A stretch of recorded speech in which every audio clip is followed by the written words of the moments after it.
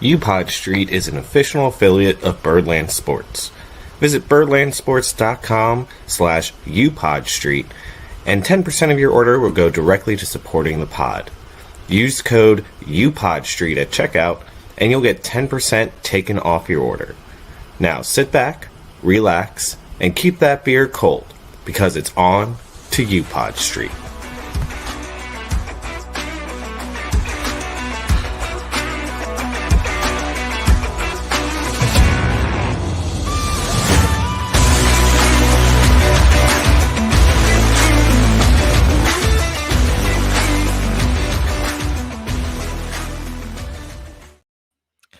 What is up, Birdland? I'm just some guy wearing the nicest sweatshirt in the world, Jimmy Horn. And joining me, as always, is the brunette Thor himself, Jack Bain. Jack, are you jealous of my hoodie? Are you jealous of this? All right. No. You Because should be. look, mine might not have been free, but I mean this thing. Yeah, but that's a nice Postseason hoodie and all. hoodie? But did you get it for free? No, but this one's for. Did Tyler Wells hand you that sweatshirt? No, but the guy checking me out at the team store today, his name was Tyler. Well, Tyler Wells handed this to me. Well, you know. Are you ready to concede? Are you ready to concede that this, first of all, look at it, right? Okay, so it's got the Orioles emblem. It says established 1954. It's got Orioles down the sleeve, right? Are you ready to admit that this is a better giveaway than a rally towel? Nope. Well, you're wrong. Still. This is the hill I die on. I guess so. I will say, though, that is a really nice hoodie that you have on there. And it does make me want to run down to the team store to buy one. See, it was between this or the City Connect one, and I went with this one. No, I think you were smart to go with the postseason one. Celebrate, mark that you were there for the postseason run. Fresh out of AL East shirts at the stadium today. You know, all right, I'm going to say something controversial here, Jack. Okay. I was not a fan of the division championship shirts. I just wish it had the year number on them. I didn't even notice that. It did not have the year on it. Yeah, I know. I like the hat. The hat, it's just the hat with the logo on the side. Well, it's got but they have the gray like division champs hat. Oh, yeah. Those were not at the store either. They probably sold out of them. But something about the division championship shirts, like the bright orange with the weird like block letters that just say AL American. Well, it was like little letters like American League East. Yeah, East champion. Like it I don't know. It was it's something about it. I looked at it. I was like, that's not a very good design shirt. Like I still have my AL East champion shirt from 2014. Yeah, those are for sure better. Yeah, no doubt. Just this one looked cheap. Before we get into the Orioles, what do you say we not break down, but just kind of look at what the postseason picture is looking like? Yeah, this is wild. When I got the notice today, like I didn't think anything was going to happen today. I thought it was all set because everybody had secured their spots yesterday, and then today it seemed like everybody moved. There was only two games that really mattered, and that was Houston against Arizona and then Texas against Seattle. I will say I did think that the Mariners were going to sneak in. They didn't. They kind of laid an egg. And in a huge game, too. I mean, Luis Castillo went out and didn't get through the fourth. I guess that was Saturday night. And just kind of you knew then that the Mariners were done as soon as he came out of the game. You know, they were in charge of their own destiny. I mean, they were kind of in one of the best positions theoretically because they played the Rangers twice in the last 2 weeks, and they also played the Astros. Now, theoretically, too, you could say that that's actually a bad position because they're, playing good teams, whatnot. But I thought, like, you're basically in charge of your own destiny at that point. And, yeah, they, like you said, they laid an egg. They just fell apart. And that ultimately allowed the Astros to propel themselves to the top of the AL West. I And can't believe that because they went from, I mean, like this time last week, they were looking at being the 6th seed. I know, it's crazy. Now all of a sudden they're the 2 seed. I honestly, like, that's what made me so mad too, is like all the success that the Astros have had in recent years. And like I said, like the team that scares me on the American League side the most are the Astros because they are built as a postseason team. Like they have all the experience of a postseason team. Like they just know how to turn it on in October. Now, not only did they make the playoffs, but they also have a first round bye. Yeah. Yeah, and they're kind of hot too. I mean, they took care of business in Arizona, who is a playoff team, Right. weekend. So I mean, it was no cakewalk for them. I think, yeah, they played the Mariners right before they went to Arizona. Or was it the Rangers? Yes. I think it was Yes. the Mariners. Yeah. So I mean, Because they had that brawl breakout. that's right. 2 good teams to end the season. They got some momentum going. The Astros went from kind of looking like a team where, like, you want to see that watered down version of the Astros in the playoffs, but now all of a sudden it's like, yeah, I'm okay. Yeah. um, And they're gonna play the winner of either Toronto or Minnesota. yeah, I mean, the Twins are definitely better than they've been in previous years. And I think that this team has a better shot of making it out of the wild card round than in the last years. Like, I think about that one game that they had against the Yankees. I'm blanking on what year that was, but it was Didi Gregorius hit a big home run in that one. So I feel like since then the Twins have kind of been the laughing stock of the playoffs, and they only make it because they're in the Central. So we'll see. I mean, it's going to be some really good pitching matchups in that series. I think they got Pablo Lopez listed as their game 1 starter, which will be followed up by the tandem of Sonny Gray, Kenta Maeda. That'll be like game 1 should be Lopez versus Gosman. That'd be a good game, man. At home too for the Twins, which will be interesting. I don't think they've had a playoff game there in quite some time. On the flip side, the Rangers and the Rays will be playing a best of 3 set in the Trop. I don't even know what to think about that series. I mean, the Rangers, they kind of limped their way into the playoffs. They made it, which was kind of up in the air last week. So we'll see what happens there in the Trop. Tampa already listed Tyler Glass now as their game 1 starter. Texas is not yet listed theirs. I would expect it to probably be Eovaldi. Who hasn't been great. I don't know. We'll see. I think with that one, what it's going to come down to is if it's an offensive series, if there's a lot of runs being scored, I think that's Texas's series.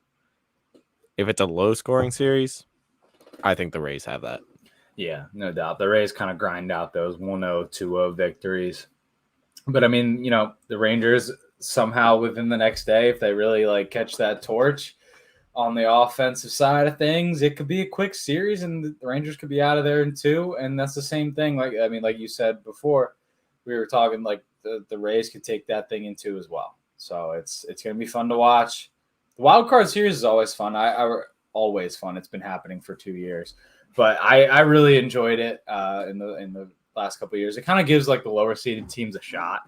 Like the 1 game playoff was intense, but I do like giving more than 1 game here. No, I liked the 1 game playoff just because, yeah, it gave more teams a chance and I thought there was like more at stake for the 1 game playoff. But I agree. I think when they expanded it so that now it's like it's 3 wild card teams and then doing it where it's like, okay, it's a best of 3 series, but it's all at the higher seeded teams stadium, I like that format. I think it's a good format. The one thing that I don't like is I feel like they need to reseed after the first round, because if Toronto were to beat out Minnesota, then literally Houston's getting the 6th seed and we'd be getting either the 3 or 4 seed. And I think they need to do what the NFL does now that the NFL's expanded their playoffs. The NFL reseeds after that first round, and it's all this, well, if this person wins, they go to this team, but if this team wins, they go to that team. And it's all based on the seeding. And I don't I don't like that they don't do that with the MLB. Yeah, I mean the Orioles, get the winner of Texas and Tampa, and one of those teams won a significant more amount of games than the other did. Like the Rays are the second best team in the American League, but they have a 4 seed. So I Right. hear what you're saying. Like I would rather see the Jays than the Rays. I think. Well, we went 10-3 against the Jays this year. Like the Jays Yeah, don't scare me at all. Like, yeah, and they caught a little bit of fire towards the end of the month, but I think we match up really, really well I think against in the a Jays. wild card, if we were in a wild card series, the Jays would scare me for sure. Yeah. But in a best of five, probably not as much. Um, Over on the National League side of things, your two top seeds are as to be expected in the Braves and the Dodgers. And then last night, it was like one after another, teams just kept clinching. The Marlins clinched earlier in the day, and then the D backs clinched with the Reds' loss. And the D backs were, dude, that I was watching that game live. And when they clinched, man, like they like totally forgot about what's going on in the field. And they kind of needed, or they didn't need to, but like a win there would be nice, celebrate with a win. But they were celebrating before that game was over. They ended up dropping that game 1-0 with Verlander on the bump. And the Phillies clinched earlier in the week. So your outlook here is Diamondbacks going to Milwaukee against the Brewers for their wild card set, and then the Marlins against the Phils in Philly. That could be a good series. It's just so weird seeing these teams in the playoffs, the D-backs and the Marlins. Well, and the Orioles. I mean, like it's all Yeah. shook up this year. I know it's just different. Same thing with the Rangers too. I mean, they were bad last year. They were bad last year. I feel like it's not weird for me in my mind that the Rangers are in the playoffs just because I always think back to like 2000 I want to say like 2009 to 2011 when they made the World Series 3 straight years. Yeah. So like I and I know that was a while ago. I know that was a long time ago, but just for some reason in my mind, I'm like, oh, it's not that surprising the Rangers are in the Right. playoffs. They've done this before, Right. Yes, I mean, I think that's going to be a really good series in Milwaukee, especially with like the D-backs having their frontline guys going. Merrill Kelly pitched last night and only let up 1 run. And Zach Gallen didn't have as good of a start on Friday night, but they still got some gamers there. Stinks it's not going to be at Chase Field. None of these games will be at Chase Field unless somehow, they knock off the Dodgers and the Braves lose. Actually, no, they're the 6th seed. There's just no way. Stinks that there won't be any games at Chase Field because back, when they were in the wild card before, those games were a lot of fun. In Arizona, Philly obviously got a great postseason atmosphere. And yeah, unless the D-backs make it to the CS, won't be a game in Miami. Probably for the better, anyways. But Marlins, they could make some noise. Don't really have a lot of pitching to do it, but they got in. Nobody thought that they were going to be in. So I was watching a video, I think yesterday, about how that game in what was it, New York, where they got rained out. Oh my god! And they were talking like this could ruin the Marlins' chance of making the postseason because it got rained out, and like they were possibly gonna have to go up to New York to finish out New York tomorrow to finish a half an inning. Yeah, half an inning to try and get a win to get into the playoffs and stuff like that. So I'm glad for their sake that doesn't matter anymore. Yeah, that was a whole weird situation. Not a great look for the Mets. No, not at all. But of course, Jack, everything that's going on in the league, we had something bigger going on in Baltimore this week. Oh man, the stadium was buzzing. I'm glad that they finished up at home this year. That was electric. Yeah. All week was electric. Started off with the Nationals, and the week started with the magic number of 3. We needed either 3 Orioles wins, 3 Rays losses, or some combination of the 2. And you go into game 1. The Rays were not playing this day, I don't believe, right? Or they were playing. I think they were. I think they had off Monday. That's right. We both had off Monday. Yeah. We go and play the Nats. Real quick before we get into the games, Jack.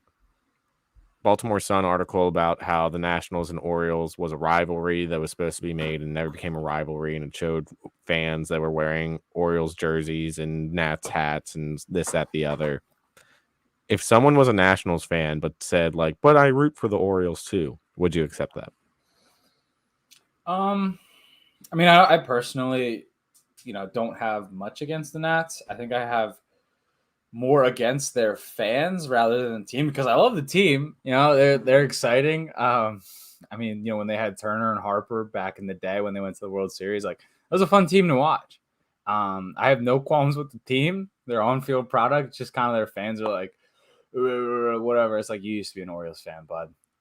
Like, please. Oh yeah, that's my thing. Is every Nationals fan has a Cal Ripken jersey buried in their closet, right? Yeah. And I loved that people's reaction was, if you are like, oh, I'm a Nationals fan, but I also root for the Orioles, you're not invited to the parade.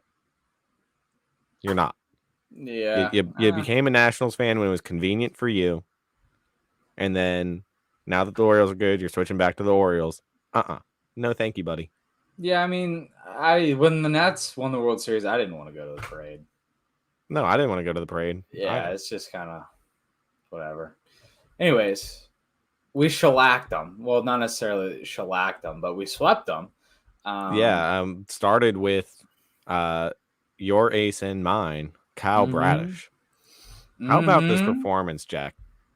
8 innings pitched, 3 hits, no runs, 2 walks, 4 Ks. I mean, the guy just shoves, and that's the bottom line. Lowered the ERA to 2.86 after the start. No notes. First, he's going to be the first Orioles pitcher to end with a sub-3 ERA since Mike Mussina in 97, I think it was. Nice. Yeah, I mean, things are looking up. Again, this is one of those ones, start of the season. If you were to tell me Kyle Bradish had a 2.86 at the end of the year, what is it? Actually, no, it's a 2.84 now. It's 2.83 after today. 2.83, yeah. Like, I wouldn't have believed you. But hey, happy it happened. There's your game 1 starter right there. Oh, no doubt. I'm glad that they kept him on the routine today, because that's a lot that's a big part of a baseball player's game is routine. I mean, you think about like your daily life, right? You get into a routine. If that routine's off even just a little bit, you feel it. So I'm glad they let him go out there for a couple innings today. This is off topic a little bit, but talk about routine and wanting to stay sharp and all that stuff. Did you see that the Braves, for their week off, they're going to be playing sim games? They're going to be playing simulated games. They're going to let fans in too, right? And they're going to let fans in to watch them because they want to stay sharp with that week off. That's cool. Do we know the Orioles doing something like that? Because if not, I think they should. Yeah, I mean, I think this is it's the first year that teams are doing this. I mean, teams play anyways, right? It's just like leaving it open to the fans or not. I mean, if Angelos wants a few more bucks. Well, I'm not even worried about like letting fans in. I'm just like, are they playing sim games? Are they doing stuff like that to prepare? Oh, yeah, I mean, 100%. obviously they're practicing and stuff like that, but no, I'm sure they're doing sim games. They're gonna have pitchers throw live. I'm sure. Okay. Yeah, 100%. Good. But this game ended up being 1-0. The winning run was scored in the first inning, Jack. The first batter of the first inning. Yeah, first batter of the first inning. Gunnar Henderson hit a home run, and that was the winner. All we needed. Josiah Gray on the other side pitched pretty well too. But Toronto beat Boston that night, so the magic number only went down to 2, which brought us to game 2 of the Nationals series. Grayson Rodriguez, possible if not probable game 2 starter. Had a pretty good outing. 5 2/3 innings pitched, 6 hits, 1 run, no walks, 5 Ks. I was at this game, Jack. I believe you were at this game as well. Was I at this game? Were you not? I was at this game because I was hoping for a clincher. I was at this game. Yes, I was. And I'll tell you right now, I felt a little bad. So I was standing in the flag court the whole time. Yeah. I was watching the game, but I was also just as equally watching my phone. Oh no, I had the Rays game up the whole time. Yeah, Yeah. trying to see what the Rays were doing, and it I think by like the 7th inning, it became like abundantly clear that Yeah. the Rays were going to win that game, and we were not going to clinch that night. Still a great win. We had Yeah, more still needed offense to in this win the one. game. Yeah, still needed to win the game. Adley Rutschman had a home run in this. Offense came a little bit alive. That was a What's that? bomb. It was a bomb. Oh yeah, it went into the bullpen, right? Yeah, in the bullpens. Yeah. So after this, we're sitting there with a magic number of 1, Jack. And I don't know one about more you. thing. One more thing on this Yep. game. Mhm. Just want everybody to know that Thad Ward, the guy who pitched the 8th inning for the Nats, was the number 1 overall pick in the Rule 5 draft last year. I just need to put that out there because I dropped that little strain of knowledge on my buddies that I was with, and they questioned why I knew that. So I figured that the people of the podcast universe also needed to know that. Thad Ward. Why do you know that? Because I'm lame. It's a lame stat. That's a lame thing to know. That is a lame thing to know. I'm not gonna lie. I was trying to think actually, like randomly. I was trying to think about this week. I was like, who did the Orioles pick up in the Rule 5 draft? Because they picked up a pitcher from Boston in the Rule 5 draft, but I couldn't remember who it was. And it's not someone we've seen this year. Yes, it is. He pitched Is like it? one game. Yeah. Oh, okay. Oh, what's his name?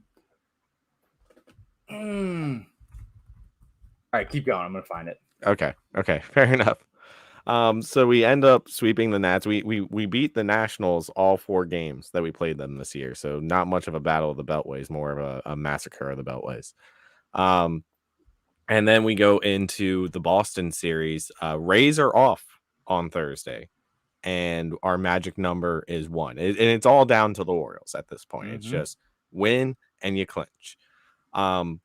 Jack, we're kind of speeding through some of these games, but this is the one that I want to spend some time on because this was kind of an amazing moment. Both of us were there.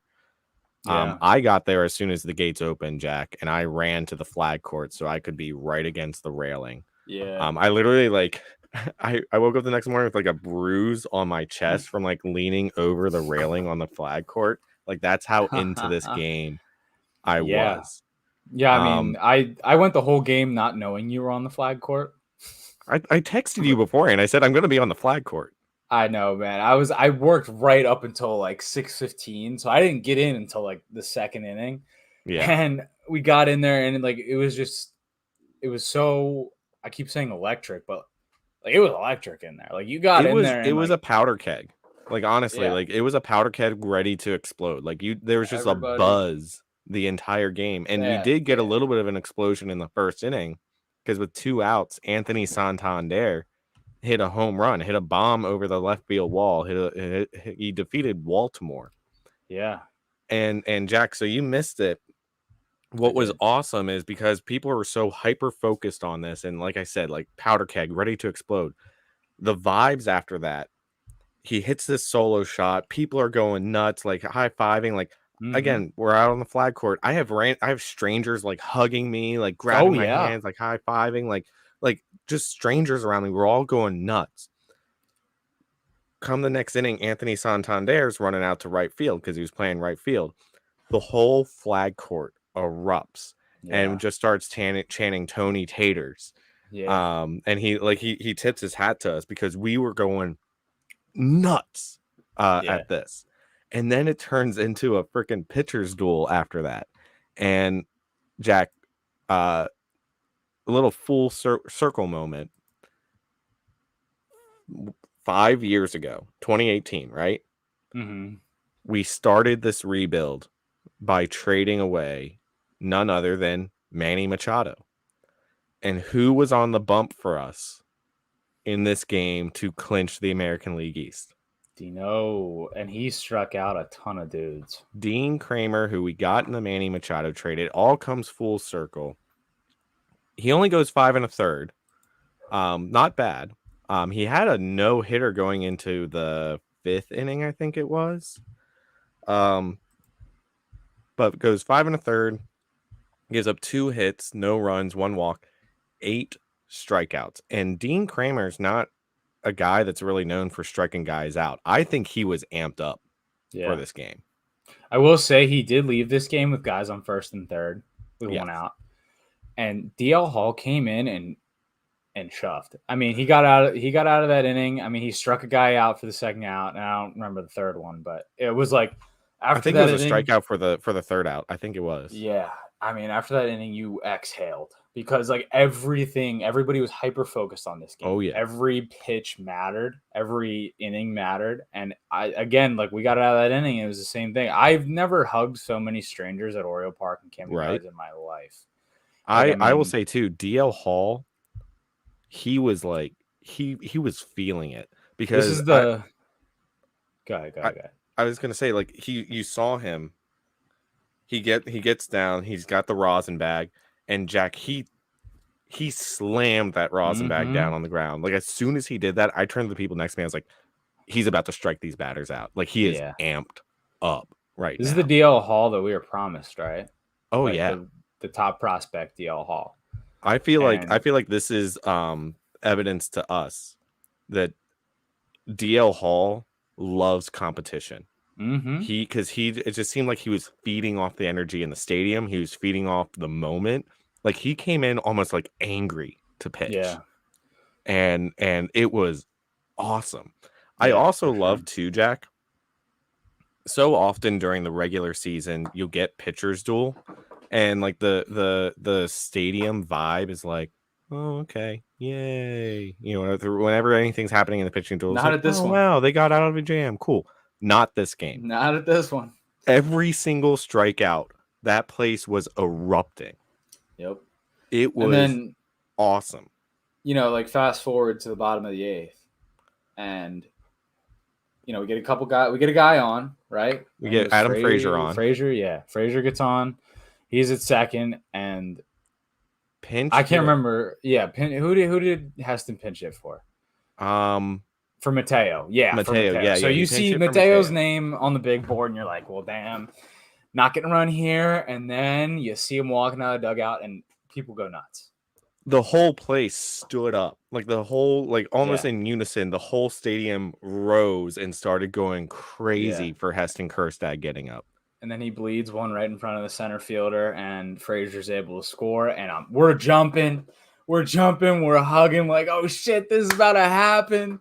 Like I think that was the moment, because up to that point I was like, oh, please let this happen. Please let this happen. When they scored that second run, I was like, this is happening. Like, this is absolutely happening. You didn't feel confident until that second run was scored. Because no, absolutely not. In any baseball game, that one run lead is not safe. And then you get that second run, another exhale, or screaming, and then you look at who's in the bullpen, right? You look who's warming I up was in so the bullpen, pumped for this. And you think about like Felix Bautista in this spot, like, not even thinking about it. But Tyler Wells is getting hot. I got people texting me, right? Because they knew I was at the game. They're like, who's warming up? Who's warming up? Madison's not showing it. And I go, Wells. And I get, some mixed responses. I was like, nah, dude, Wells has got it. Wells is the dude right now. What did I say to you the episode after Felix Bautista went down? Who did I tell you that I wanted to be our closer? I'm going to assume you said Tyler Wells. I said Tyler Wells. I said, I want Tyler Wells. Bring me Tyler Wells. He's been a closer before. He wore out this year. He got used a little too much, but bring him back. Let him pitch one inning in the ninth. And this is the Tyler Wells that I was talking about. Mm-hmm. Yeah, I mean, he got 3 ground outs. That's kind of his MO, right? Doesn't strike a ton of guys out, but he as long as it's not in the air, it's in the yard, probably got a guy there. And that's exactly what this was. It was a simple 3 outs. I think the last out was Jack. Did you notice when they were at 2 outs? Everybody started going crazy. Everybody said, like, get excited. But if you looked around the stadium, Jack, everyone had one finger up and was pointing it in the air. One more out. And you just looked around the stadium and you saw everyone was doing it. No one told us to do it. But you just looked around the stadium and everyone's holding their hand up, holding up one finger. One more out. Yeah. Amazing feeling. Just amazing to look around and see what was about to happen. I think that if you go into a dictionary and look up the definition of euphoria, that was it. That was a baseball fan's euphoria, a Baltimore Orioles fan's euphoria. when they got that last out, I won't lie, Jack. I wasn't high-fiving or hugging strangers at that point. I'm literally like leaning over the railing, just Yeah. going nuts. Like I'm Yeah. hyper focused on the field, on them celebrating. I've been that happy very few times in my life. Yeah, I mean, there's not really words to describe that feeling, like what to do when that happens. I mean, I went with my friends, and I mean, we were. It was like like in those like movies where like something great happens, and they're like spinning in a circle, jumping, holding each other. That was it, right? That Oh was yeah. it. And we stayed until we got kicked out. Yeah, that's when we ran into each other. The security Yeah. guys were literally like, everyone's got to go. Yeah, yeah. I mean, we soaked it in. Soak it in.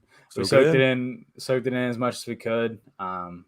Oriole Burt running around with the big flag was awesome. I was kind of hoping, like how Adam Jones ran around after they clinched in 14, and Yeah, I was it hoping was for in that it. too. Yeah, I was hoping that they would stay out a little longer, but I get it. You got a celebration to go to. Yeah, absolutely.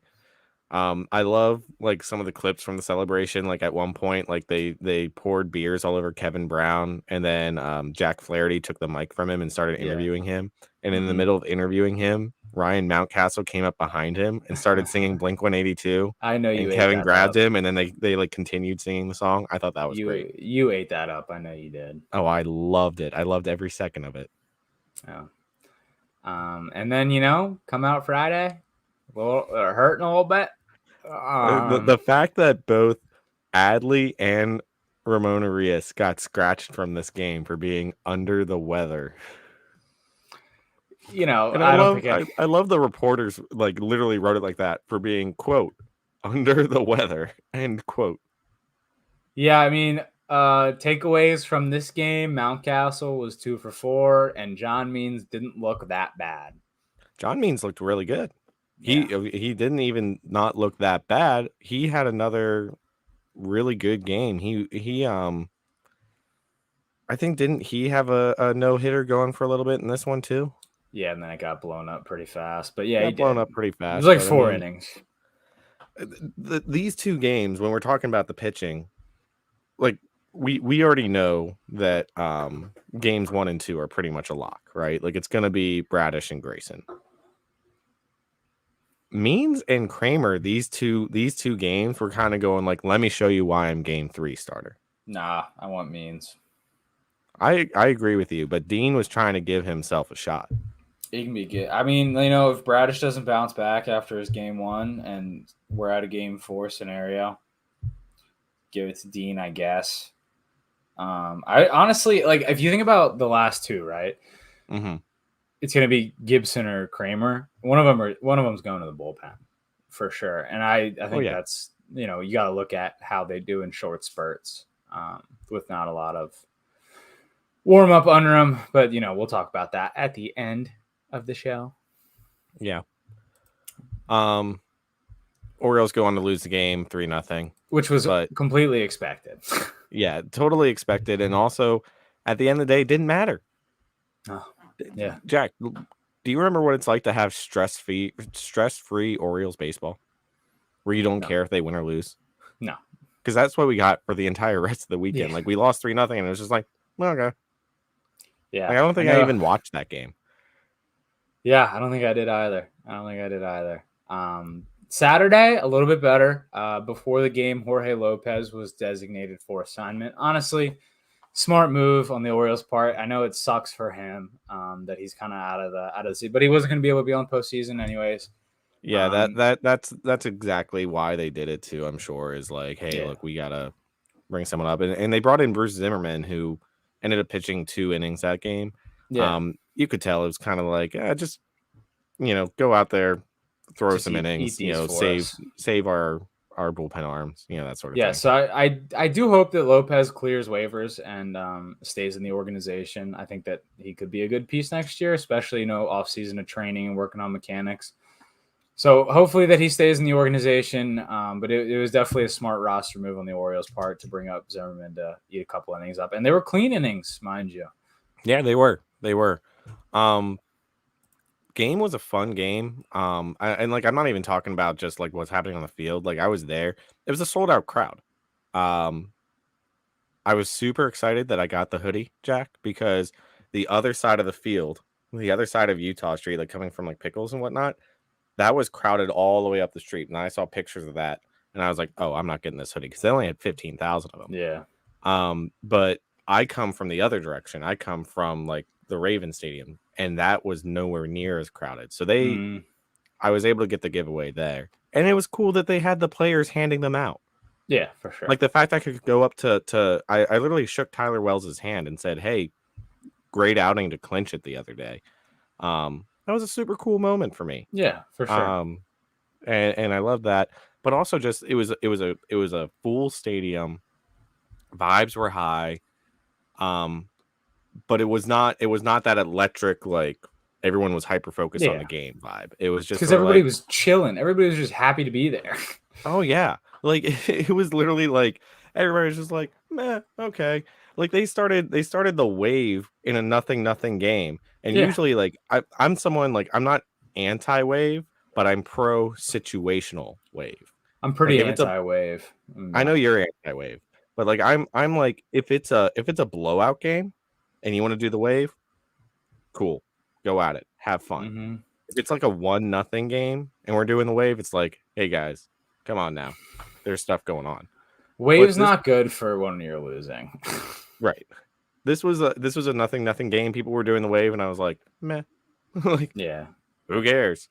Not really a lot to like think about, or not a lot to take away from this game. Gibson pitched fine, 5 scoreless. And again, Flaherty and Webb weren't great, but scored enough runs to win. A lot of not that many hits. The Red Sox doubled the amount of hits that the O's had, 14-7. But the O's woke up there in the 7th inning and carried that to a win. Yeah, and it was nice to go from 100 wins to 101 wins.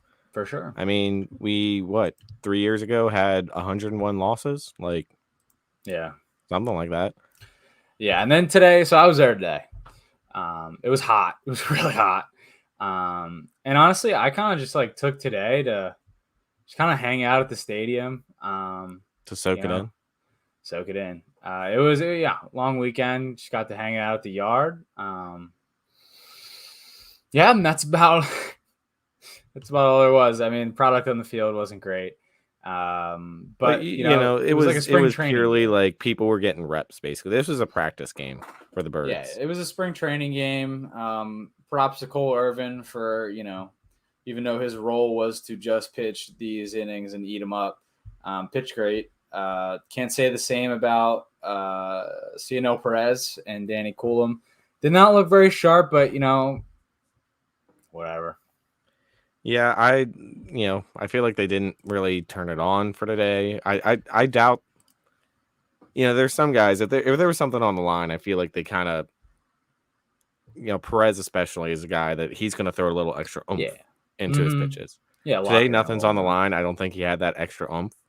Yeah, and that probably allowed him to get beat up a little bit, but.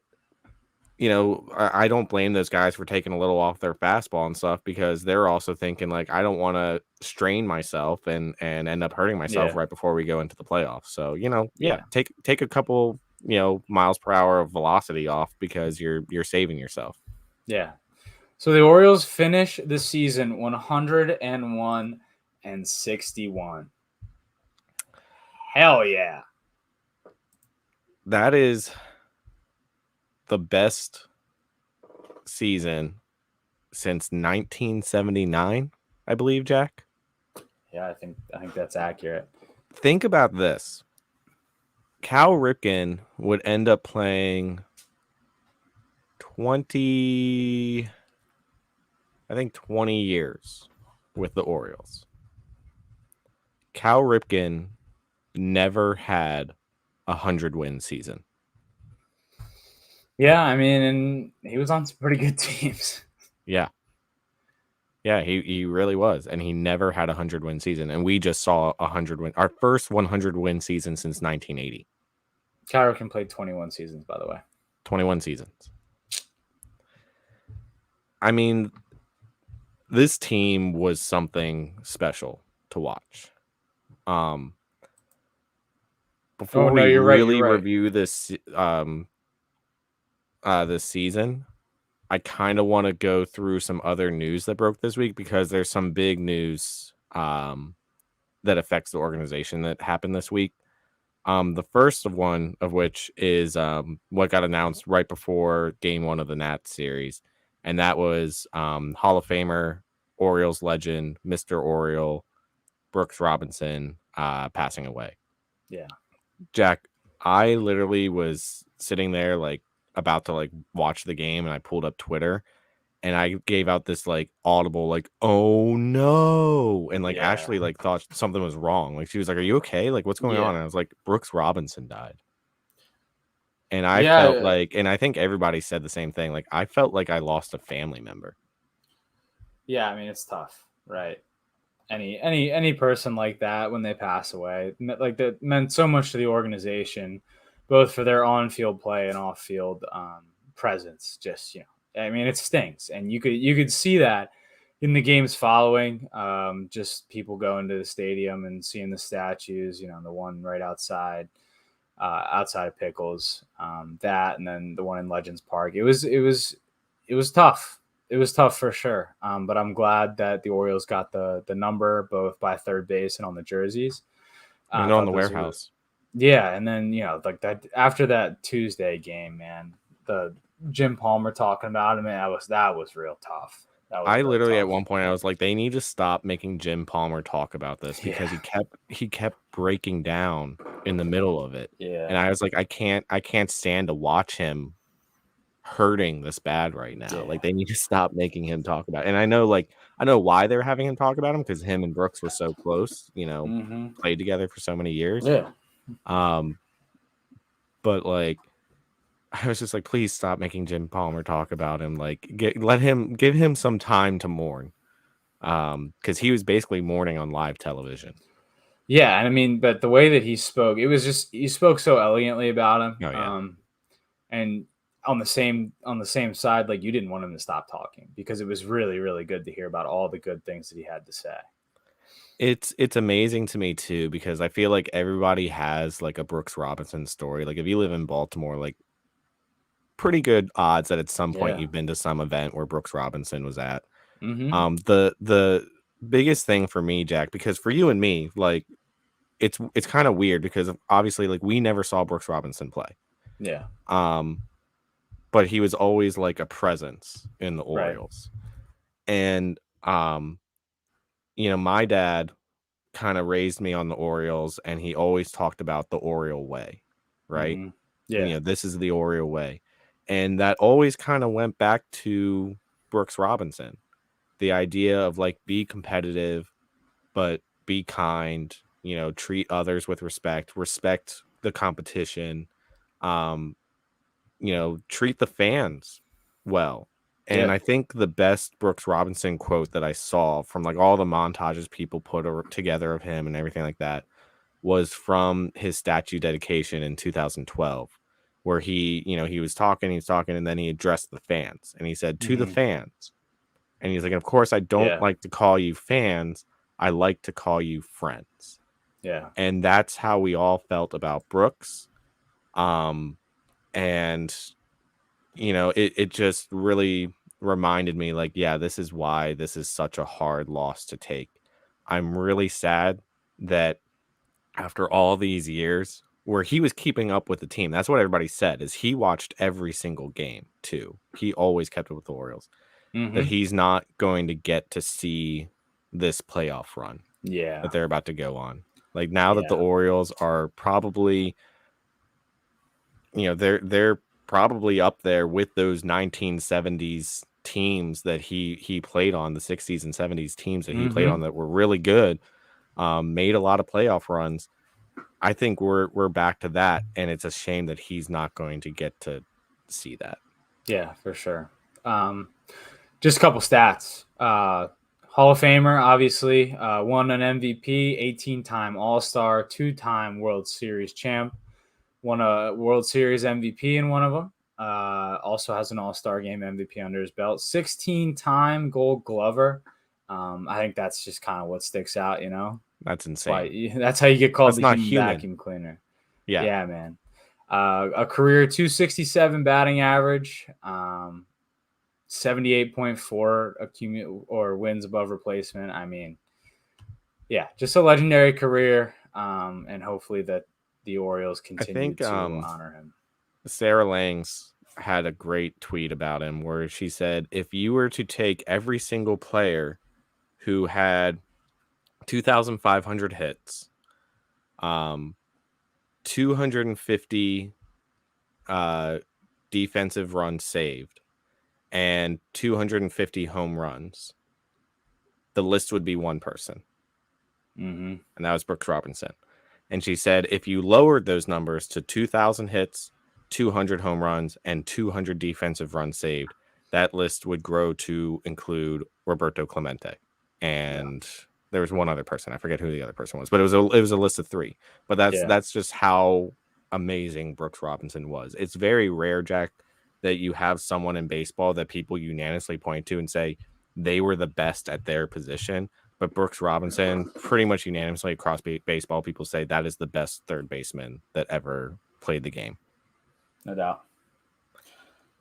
So super sad about that news. I feel like it motivated the team a little bit. For sure. Yeah. I mean, you got to win that game. You got to win that Tuesday game. The other news, like you mentioned earlier, Jorge Lopez got DFA'd. They brought up Bruce Zimmerman. Zimmerman pitched 2 innings Saturday night. Then he was sent down, and then Cole Irvin came up, probably saving some innings for the bullpen and whatnot. But then, in also big news, last night, Jack, in Las Vegas, it's a great the game. Norfolk Tides won the AAA National Championship. It was a great game. Granted, the Orioles ran out a squad of pretty much all big leaguers. But, Colton Cowser hit a grand slam. It was big time moment. I think that put him up 7-1, I think. 5, yeah. Something like that. Connor Norby also hit a homer, 2-run homer. And then it got a little dicey there at the end. Nick Vespi let up a 2-run homer, and Joey Crable also let up a homer. But Crable was able to nail it down there in the 9th, and your Tides, AAA National champions, in 2023. It's exciting stuff. Jack, question for you. Could the 2023 Norfolk Tides beat the 2023 Oakland Athletics? It'd be close. It'd be a good game. It'd be a good game for sure. I don't know if they beat them, but it'd be a good game. Do you want to get into the season in review, or do you want to talk about what we have next on our list? Who you think I think we also have out to of talk the 26-man roster? Felix Bautista getting shut down for this year and next year. Oh, I forgot about that. Yes. Yeah. He's going to have Tommy John surgery, and he will not pitch again for at least another 365 days. Yeah. I like that the Orioles nailed down his contract, so he's going to get paid for 2024 and 2025. 2025 is when he will likely be back. It sucks because we got all that news of like, well, he's doing a live pitching session, he's doing a bullpen session, all this, and we thought maybe he can come back. But we, ultimately not a surprise that he had to go get Tommy John. Honestly, I wish they did it sooner. Yeah. Yeah. It stinks a lot, but I mean, he did give it a go. It's been a month, and I feel like you kind of got to know that it was going to go this way. Even if he was saying that he was okay, like partial UCL tear, when you're throwing that hard, it's nothing to mess around with. So, no, definitely. We have not. I don't believe we've gotten a corresponding move to him going on the IL. Right? Is the 40-man still at 39? I have no idea. Probably. I think it might be. Yeah. But that brings up the question that I was just about to ask you. So we're at a 28-man roster right now. For playoffs, we go back to 26-man roster. Who do you think's getting cut out? Well, Irvin's one. Yeah, I think that's a pretty obvious one. Irvin's one easy, and then I think you got to kind of look at who you got on the bench and who's offering the most. Yeah, it's tough because you don't know. I think Heston's eligible because he's replacing an injured player. I He was think that's replacing how. an injured player, and I think he had to be in the organization. Yeah, so Heston's eligible, and I think they're going to keep him up. You think they're keeping Heston? I would love for them to keep Heston. I feel like they're going to cut Heston out. It's tough, man. It's tough because you burn your one pitcher, Mm-hmm. and you assume that pitching staff will stay consistent to what it is now, minus Irvin. So you look at who the who the position players are right now, and I think that your main candidates are probably Kerstad, Mateo, just because he doesn't plug anywhere in the infield. They're going to Mateo or keep Mateo Frazier. though. They're going to keep him Yeah. for pinch running situations, and So I'm then it's okay with that. I'm Frazier. honestly Then okay with that. Frazier's the odd one out because where does he And they're not plug going to in? get rid of Frazier. So then it's Westberg or Kerstad.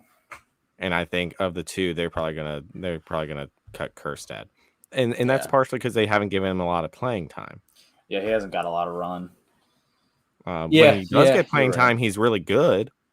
He's fine. I mean, But- he's tough game for him today. I mean, everybody had a tough game. His sample size isn't big, but he's batting sub 250 with 2 pumps. I think Westberg's just had more run over the course of the year. So yeah, you're probably right. It probably will be Kerstad. Stinks because we have no pop in this lineup. When we run out the guys that we do, and I think Kerstad could add a lot of pop, but he's been a major leaguer for 3 weeks. Hard to ask a guy like for your like full month of Major League Baseball to be half in the postseason. Yeah, exactly. But we are going to do. Are we still, Jack? Are we still going to do a ALDS preview Friday? Yes, I think we should. So- Thursday or Friday. Once we know who we're playing. Yeah. So later this week we are going to do a special podcast. Not at our normal time, not at our normal Sunday. We are going to do one at the end of this week when we know who we're going to play in the ALDS. We're going to do an ALDS preview game. So look out for that. So we'll get more into what's going to happen in the playoffs when we do that episode. So we'll just kind of leave it at that for now. Back to looking back at the season again, 101-61 record, best since 1979.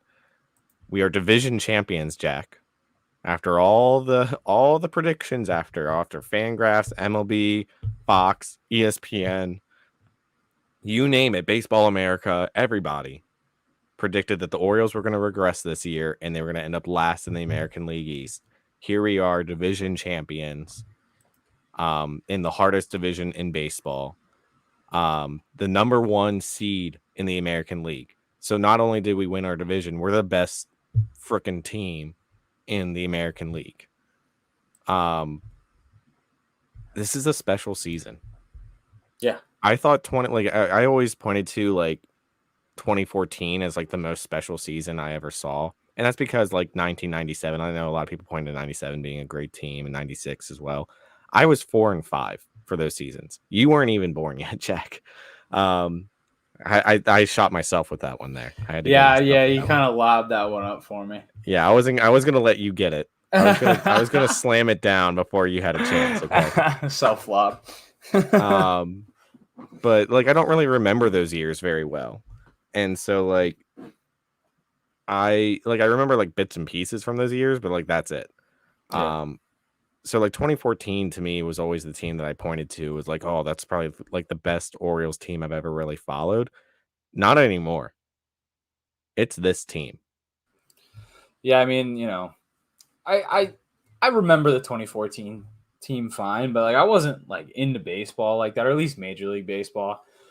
So these are like my like new Orioles dynasty memories, like this team from 2023. I mean, let's see. How old are you now, Jack? 23. 23. I was 22 for the 2014 Orioles. So Okay. All right. it's kind of the same thing for you that I was experiencing in 2014. Yeah. But like I said, this team's better. Yeah, for sure. I don't think they hit as many home runs as that team from 2014. No, but I don't in fact, think they need to. They don't need to. No, it was actually interesting. Adam Jones brought that up when I went to his live recording of his podcast. Someone asked him, they said, how does this team compare to the teams you were on? And he said, honestly, it like really doesn't. He said that the game has changed so much Yeah. from when he was playing that, when their strategy on the teams he was on for the Orioles was like, just hit home runs, go Yeah. out there and hit bombs. And he's like, and we did it better than anyone else those years. Yeah. But we, when we didn't hit home runs, we didn't score runs. Right. He said, he pointed to the game now. He's like, it's all about analytics and it's all about hard hit rates and the idea that if a guy can hit a ball hard, eventually it's going to drop somewhere in the stadium. Yeah. Mm-hmm. And that's how this team has gotten so good. So he basically said you can't really compare those 2012, 2014, 2016 Orioles playoff teams to the playoff team now because it's just a wildly different strategy than what they were doing. Yeah, for sure. And I mean, I honestly, you could say that the pitching on this team is better than it was in 2014. Which nobody expected. No. What did No, everybody not at say all. all year, Jack? Like, oh, imagine if this team had an ace. Imagine this team had good pitching. Well, Hello, I Kyle mean, Bradish. Hello, we Grayson certainly were saying Rodriguez. that. I mean, like now it's like, yeah, we can harp on how great Bradish has been and how great Grayson's been since he caught up, but nobody was confident in this team in April and May about the pitching. Like that was like going to be our one thorn was the pitching, and they proved everybody wrong. Glad they did. That's been the whole thing this year. It's like glad they proved us wrong. Like continue, please. Should they have gone out and gotten Carlos Rodon? I mean, it's easy to look at it now and be like, no. Yeah. Hindsight's 2020. Yeah. What did he do the other day? He gave up 6 runs without getting an out. Yeah, he pitched 0.0 innings pitched and was charged with 8 earned. But let's not focus on that. Let's focus on these Orioles. How good they've been. Jack, I'm gonna throw out.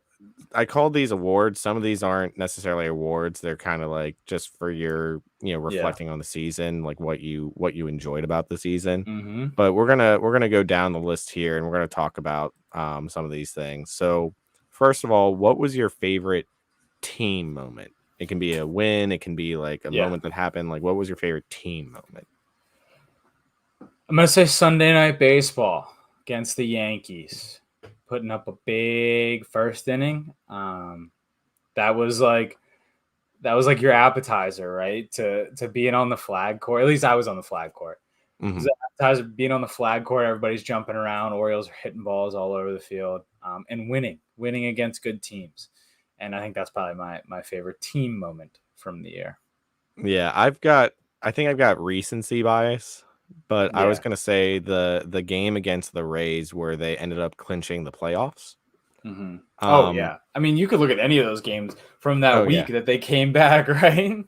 And you could say that whole week. I think what was on the line, A, B, the fact that they came back that way, they won that way, they grinded out against the Rays. I mean, like Brandon Hyde said after that, he's like, I wouldn't have done it any other way. That to me was probably my favorite team moment. Again, I think there's some recency bias there, but that's just like when I kept thinking, like, what was my favorite thing I've seen the team do? It just kept coming back to that. Yeah, I think I chose that one game just because that was like the first time where like things was really starting to fire up. Like playoffs were getting pretty serious, and that was a game that happened in the dog days, man. And, in July. I mean, that was like early July too, I think. Yeah, to do something like that in the dog days where you just put up, it was a 7 spot, right? It was something crazy. They put up 7 in the first inning, yeah. Yeah, to do that against the Yankees at home, prime time, first Sunday night Yankees baseball were still game in it at that time. The Yankees were still trying to like keep their season alive at that point. It was before the Yankees of now where they've just given up. Yeah, but I mean that whole week, right? The whole week against the Astros and the Rays where it seemed like they were coming back and winning every game. That was a pretty special week. Oh yeah. So narrowing it down a little bit, what was your favorite individual player moment?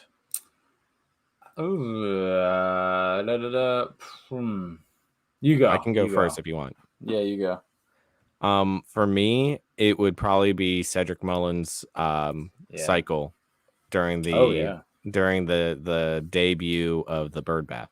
Mm-hmm. That's a pretty good one. I Yeah, that's for loved I sure. loved when he completed. First of all, he completed it on a home run, which was Yeah. awesome. That it wasn't like a single, like, oh hey, you did it. Like, Yeah. no, that you ended it on a home run, which is awesome. And Yeah. then they let him run out of the dugout by himself, Yeah. to That's get good. acknowledged by the fans. That was awesome, and that was early in the year. That was like May. Yeah. So just a really cool moment from a player that I adore. I love Cedric Mullins, and a guy that, we kind of talked about it last week. A guy that came up in 2019, and he lived through those 100 lost seasons, Mm-hmm. and has become the veteran on this team. And so just a really really cool moment for him. Yeah, for sure. I think mine's probably gonna have to be that Friday night, that Friday rain-soaked night where it was 0-0 in the bottom of the ninth, and Anthony Santander comes up and parks one in the bleachers. For a guy that he's our power guy, and for him to come up in a big moment like that, yeah, that was a pretty fun moment. I wasn't even at that game, but I mean, it I was was, and I awesome. can tell you it was amazing. Yeah, There's a reason why yeah, they keep using it in those Soak It In yeah, commercials, because yeah. that was a great choice for Yeah, and then individual moment. obviously, I think that Tyler Wells, the year he had, just kind of up and down. Like he's on top of the world 1 second, now he's in Bowie the next second. To be able to close out the clinching game is also a really cool moment. Yeah, that was really good for him. Yeah, Um, we didn't get. I don't feel like we got as many of these as we did last year, but we still got a good amount of these. What was your favorite rookie debut this year? none of the rookies who like played on the same day that they made their like when they got called up, and then they like if they played on the same day, they really didn't have great debuts necessarily. But it's not really a rookie, but Fuji kind of putting Okay. himself in the middle of this Orioles bullpen, coming out and throwing gas. I know he's not the greatest all the time, has been the greatest of late, but dude, just kind of like the goofy energy that he brought to the bullpen. I think like that we needed a guy like that, and when he's on, man, it's really fun to watch. Also, Fuji fan is amazing. Yeah, The Fuji fan is amazing. I love that yeah. guy. For me, I would have to say, partially because I was there, so I'm a little biased, but Westberg's debut. Mm-hmm. Um, Another rain-soaked night delay during that game. But the fact that he had like 35 of his friends there behind home plate for Yeah, his debut, and they got the whole stadium chanting, and he had a pretty good debut. I mean, he had 2 hits, I think, in that game, yeah. including an RBI. Mm-hmm. Um, and just the fact it was against then a really good Reds team. I mean, the Reds still ended up being okay at the end of the year, didn't make the playoffs, but like they were really hot at that time. You had Ellie De La Cruz in the house, that sort of thing, and Westy stepped up to the moment, and he's been a fixture ever since. I won him as our everyday second baseman of the future. Like, he's really proved himself. And Mm-hmm. that was just a really fun game, especially after it rained. Like, we could go sit anywhere we want. We got pretty close and could see him get his first hit from up close and everything. Um, so that was probably my favorite debut, was seeing Yeah. Westberg come up. Mm-hmm. Now we get into the ones that are actually awards. Yeah. Who is your Orioles Rookie of the Year? I mean, Come on. I mean, It's not even a debate. Like, we're not going to spend long on this, Jack. Just say the name. yeah, Gunnar Henderson. Yeah. Finishing the year with a line of a 255 batting average, 325 OBP, 489 slug for an 814 OPS. Kind of tapered off at the end of the season, kind of deflated those numbers a bit, but he's going to end the year with 28 homers, tied for the team lead, 82 RBIs, which is second on the team lead. Yeah, 29 doubles, 9 triples, 10 bags. Pretty good year for Gunnar Henderson, who will be the AL Rookie of the Year as well. He better be. And he brought a lot on the hitting stats, they're fine, but the what he brought on the field too, just like that one stretch when they were playing the Rays in Tropicana, that was kind of like, oh wow, this guy's got it on the glove side as well. He's another guy too, I think turns it on when he knows the stakes are high. Yeah, I mean 9 defensive runs saved above average. That's pretty good. Yeah.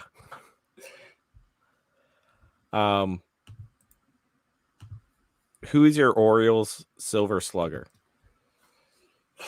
I mean, it's Santander, just off of that he was really, he was our power guy.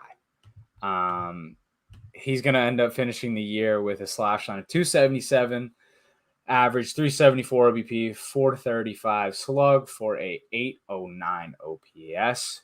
Oh, excuse me. I was reading the wrong line.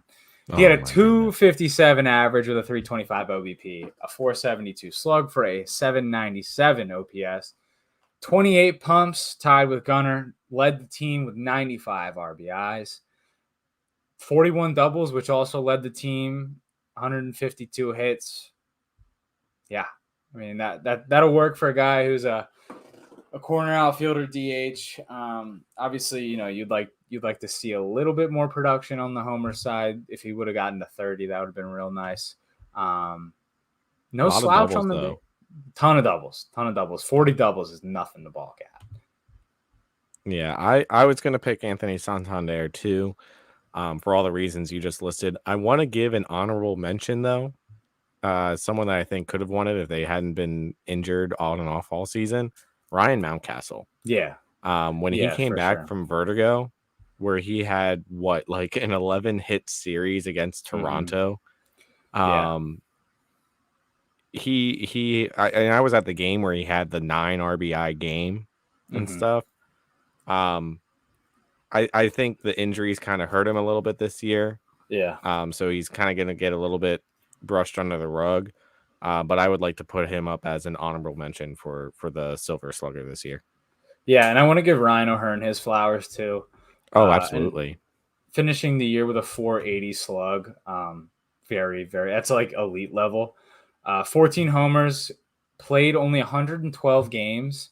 So that kind of, not as many chances is going to reduce the numbers, but had 22 doubles, 60 RBIs. Yeah, I just want to put him out there. And then, Adam Frazier, again, a guy that was not supposed to have as much power as he did this year, ended up having 13 home runs with a 396 slug. Also had over 20 doubles, 60 RBIs, same as O'Hearn. Played in 141 games, which is significantly more than O'Hearn, but still. Gotta give people their flowers. Gotta acknowledge them. Yeah, I think Elias and Hyde were really, I don't want to say lucky, but they certainly, well, especially Elias looks like a genius that Adam Frazier came here and had a career season. Yeah. He didn't do anything that's gonna get him MVP votes or anything like that. No. But this was literally Adam Frazier's best season of his big league career. Yeah, I mean, he had a higher average when he was an all-star, but that was kind of his game there, and it's shifted to the point where, he has a shorter right field where, and guys are going to go right after him if he's batting 8th, 9th in order rather than 3rd. So I think that this was a great season for him. We'll see what happens in the offseason. I do not expect him to wear white and orange moving forward, but we'll see. No, he was a good addition for the year. And I think we can kind of leave it at that. And shout out Aaron Hicks, who batted 275, 381, 425 for over an 800 OPS in 65 games with the Orioles after being let go from the Yankees. Just needed to shed those pinstripes. Who is your Orioles Gold Glove? Gold Glove, huh? I want to say Mullins. Just because you felt like you saw a highlight reel every day with an honorable mention going to Hayes, who stayed healthy the whole year. He made it. There's an award. Being healthy the whole year. Austin Hayes, you did it. Give him like a little doctor's office lollipop or something like that. Yeah, I was gonna say Cedric Mullins too. I mean, the dude was kind of a human highlight reel this year. Yeah. I think the roadblock for him from getting an actual Gold Glove this year is going to be the fact that he had those 2 stints on the IL. Yeah. Which really sucks because he had some incredible plays. I mean, you go back to like he robbed that home run in Seattle and then proceeded to hit the go-ahead home run the next inning. You had one this was the first game of that most recent race series where he just laid out and caught it full Superman mode. He robbed that home run in Minnesota on the Apple TV broadcast. Yeah. I mean, he's I think the stat was ever since play of the week became a thing, he's the only player that has gotten it 4 times. Which shows how incredible his defense is. Yeah. So I think he has to be the Orioles Gold Glove. Honorable mention Gunnar Henderson, like you talked about. Oh yeah, for sure. 9 runs saved above average. Yeah, I mean, if we're going by the defensive runs saved at stat, Cedric technically had only 8 as opposed to Gunner's 9. But I feel only 8. Yeah. Listen to you. Only 8. Yeah, only. No, but Cedric had a great season. Center field is one of the most important positions on the baseball field, just running down balls in the gaps. Don't get me wrong, Gunnar had a great year on the glove, especially being a rookie. I think if Cedric doesn't miss as much time as he did, that number's higher. So yeah. I also think one thing I noticed from Cedric this year is the big complaint about him last year was his arm throwing strength. Oh yeah. And I feel like he stepped that up this year. I mean, he threw a guy out at home. Yeah. So he really stepped that up this year. It was very evident that was not a weakness of his anymore. I also want to give a shout out to, I don't think he would have won the Orioles Gold Glove, but someone else that I felt like improved their defense this year, Anthony Santander. Yeah, I think some of the miscues in the outfield kind of they nag a little bit more than the good parts about the season. But I would have to agree, man. Big improve from last year. In the playoffs, I still would rather have somebody else out there and try and get him off his feet a little bit more. I agree with that. That being said, over a 162 game season, he did just fine. Yeah. This one again, we don't have to spend too much time on it because I think we both know the answer to this one. Who is your Orioles Cy Young? I think it's Kyle Bradish. Yeah. You know what? I'm going to agree with you there. And that's just the bottom line. That's our game 1 starter right there. Like we said earlier in the show, first Orioles pitcher to finish a season with an ERA below 3 since Mike Mussina in 1997. Yeah, and I mean, he came up in huge games too down the stretch. Oh yeah. Like going against the Astros in a big one for sure. Rays, I feel like he did it against them too a bunch. Kyle Bradish, and it's unanimous. Yeah, it's an easy choice. I love Jack that honorable mention Grayson Rodriguez. After his stint going back down to AAA to work on some things, he came back, and the question is, how is he going to respond? You were touted as the best pitching prospect in the minor leagues for so many years. You come up, didn't do great. You go down to the minor leagues. How do you respond? And when he came back, I mean, he came back in full force. If there was a character award, he'd win it. Oh, absolutely. Absolutely. I would agree with that. And it's amazing, Jack, talking again about like, oh, if only this team had pitching. Yeah. We're ending this year with a certified ace in Kyle Bradish and someone I think is on the verge of being an ace in Grayson Rodriguez. Yeah, for sure. And I've never seen an Orioles team that had a certified ace on it other than like Mike Mussina. Like Yeah. the Orioles pitching over the years, like guys that were our aces, quote unquote, on other teams would be like their like 4 or third best 5. pitcher or something Yeah. like that. And so now we have two guys that could be aces on other teams as well. Kyle Bradish for sure could be an ace on another team, and I think we're seeing Grayson Rodriguez develop into that as well. Yeah, for sure. Just a couple of notes on Kyle Bradish. He was 12-7 with a 2.83 ERA. I think if he's like 15-4, he gets a shot at the Cy Young.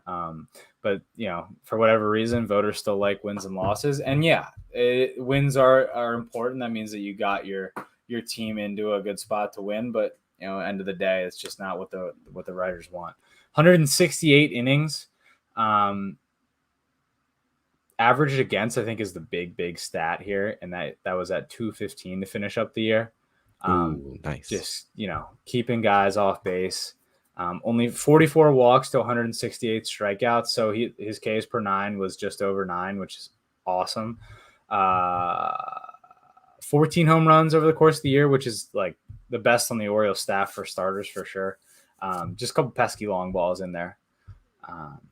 But yeah, great season from Kyle Bradish. Not really too many honorable mentions here. Obviously, Felix Bautista for sure, if he didn't go down. Kyle Gibson really ate a lot of innings, was 8 short of 200. So not really an honorable mention, more of a shout out for.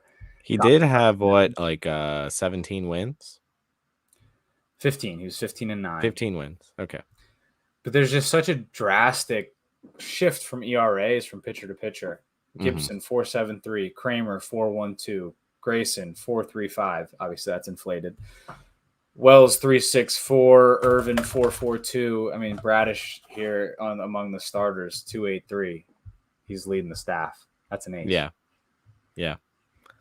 I saw a stat too that said that it listed the top 3 pitchers after the All-Star break as far as ERA. And Bradish and Grayson were 1 and 2. Yeah. And then 3 was Garrett Cole. Yeah. So going back to that Grayson turnaround when he came back from AAA, it shows how good they have gotten, which is really exciting. Yeah, for sure. Now the writers selected as their most valuable Oriole Gunnar Henderson. But I will ask you, Jack, now, who was your MVO for the year?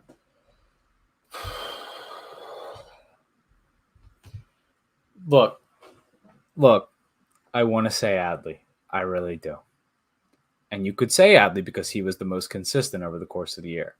Most consistent and team, I would say a team captain-esque thing. If that existed in baseball, he would be the team captain. Yeah, for sure.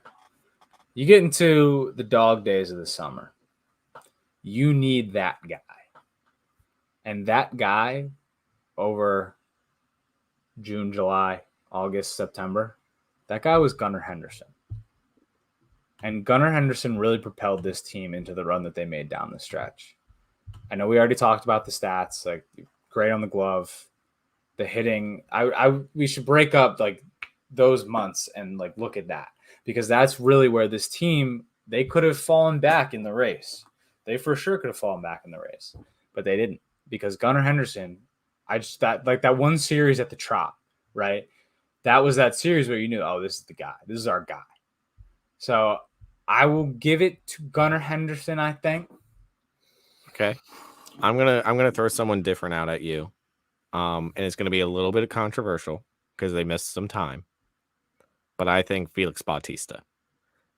And the reason why I'm gonna say Bautista, even though he ended up missing like the last month of the season, is how many close games did we win in this 100-game season, the 100-win season? Yeah.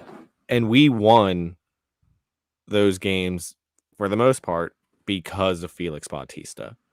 Yeah. If we don't have Felix Bautista on this team, we are not a 100-win team, plain and simple.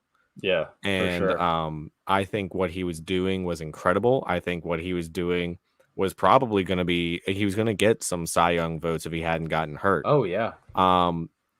Which, like, being a reliever that's good enough that you would be even considered in a conversation about a Cy Young. Yeah, for sure. And he was consistent. I mean, we only had like 3 blown saves all year, if that. Two blown saves. And again, how many saves did he have? 33. 33 and 2 in save opportunities. That to me, and if he hadn't gotten hurt, he might have gotten up. He probably would have gotten up to 40 saves, maybe 45 saves. Who knows? But he, like, the Orioles, 33 wins. Imagine if this team didn't get those 33 wins. Yeah. We would not be talking about playoffs right now. We'd be talking like we were the Yankees right now, being like last in the division and what happened. We regressed from last year and all this stuff. We would not be where we are today without Felix Bautista. I think the only thing that really disqualified him, besides the fact that Gunnar Henderson was really good this year, the only thing that disqualified him from being most valuable Oriole is he did miss the last month of the season. But for me, I think as far as regular season is concerned, he was our most valuable Oriole because we could not have done this without him. Yeah, for sure. 61 innings pitched for a 1.48 ERA. He was 8-2. Appeared in 56 games this year. So that was, because of injury, that was 9 less than last year. 33 saves, only let up 10 earned runs over the whole year, 110 strikeouts, which is good for a 16.2 Ks per 9, which is that's insane. Absurd. At one point this year, remember, it was at like 18. Yeah. He was averaging like two strikeouts an inning. Yeah, for sure. I think his only downfall was the 26 walks over the 61 innings, but you work around that. Was an all-star this year. Real great year from Bautista. I really, really wish he could have finished it out. Yeah. Injuries happen. It sucks, but that's my case for why he's most valuable Oriole. Yeah. Man, it's really easy to run long on these things when you got a lot to talk about. I know, right? Can you imagine if we were if we were the Yankees right now, Jack? Yeah. And we were reviewing the season, I think we'd go pretty short. Just saying. Yeah. Because we'd be really angry and like, oh, this team's awful. Yeah. I don't want to think about the season. No doubt. But I love looking back. Like, doesn't opening day feel like it was like 10 years ago now? Honestly, like I feel like the season went real fast. It feels like a blur.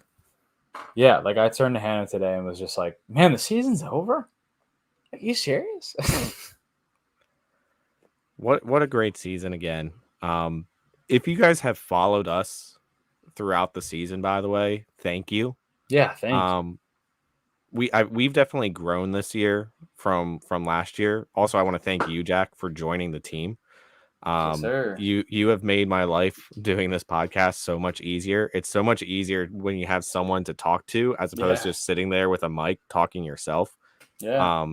And it's nice to have someone to bounce like differing opinions off of each other, and someone who understands the game a little bit differently than I do. I mean, because you played at a collegiate level. Yeah. So you understand some of the more technical stuff of baseball more than I do. So that's been a really big help for us. This sounds like a sign off, like we're done, but we're not done, Jack. We're not done. We're going to talk to you guys later this week. We're going to break down the postseason roster, kind of look at matchups, what we did against that team during the year, whether it's the Rays or the Rangers, look at matchups, see, what the lineup might look like, what we think the best lineup would look like. I'm really excited for that show. Either Thursday or Friday. It'll be before game 1 of the ALDS for sure. So something to listen to during the day on Saturday while you're heading down to the yard.